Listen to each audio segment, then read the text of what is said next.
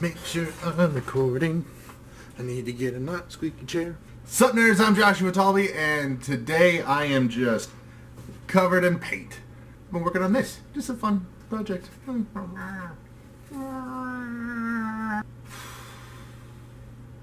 I've started work on Dr. Doom. Doom? Well, I remember the time old Dr. Doom came into the cantina.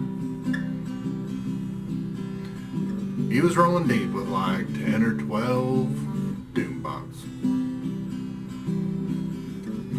He sat down next to me. I said, "Did you have a long day, friend?" Well, he sighed and he said, "It was fantastic." What is up with me today? Anyway, I've started on version 2 of Dr. Doom. I'm going to be making this one out of foam, as I said previously. And the first step is to make patterns for the new armor pieces. Now, I just want to say up front that I have not yet filmed my pattern making process because I am not super confident with it. It's something I've only done a few times, and the end result has not always been perfect.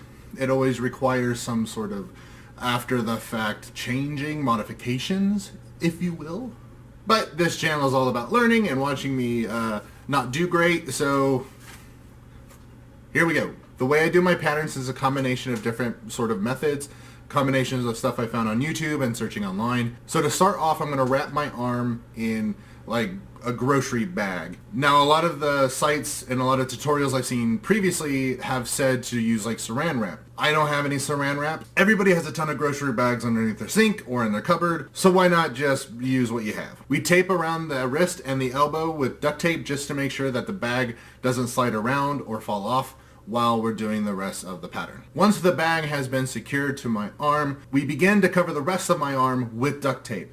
Now, duct tape is not a fantastic material for this. It's specifically the one I was using because it was black. Make sure you use a lighter skinned duct tape so that when you go in later to mark out your pattern pieces, you can see it easier. When my arm has been completely covered, we then use a marker to first draw an edge around the wrist and draw an edge around the elbow. That will define the sort of general shape of the bracer. She then takes the marker and draws 3 lines down my arm in specific places, and then also makes 3 dashes across those individual lines.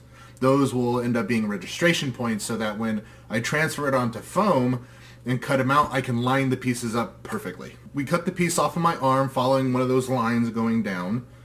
I then cut out each individual sections. At this point, I'm cutting out tiny little triangles at those registration points. That way, when I trace, I'll get to those and I'll have little triangles on the edges that will correspond to the adjacent piece. That will ensure that I can line the pieces up perfectly. Plus, it helps me figure out exactly which piece goes where. Here I am with the final cutout of the pattern section.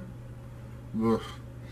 And I'm just tracing it onto the plastic. It's very important that you label your pattern pieces so that you know where they are, what piece of armor it goes to, what pieces needs to go next to it or attached to it, and what's the bottom, what's the top.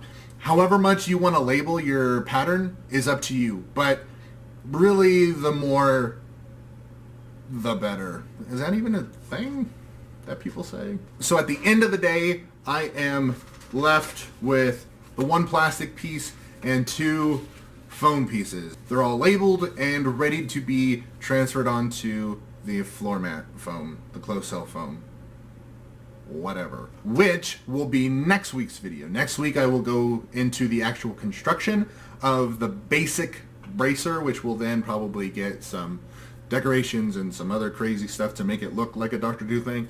Who knows, it might turn out horrible, it might be wrong. We'll see. Anyway, as always, thank you for watching, guys, and I hope you enjoyed it. Stay tuned for more videos, and I hope you have a great day. Bye, nerds.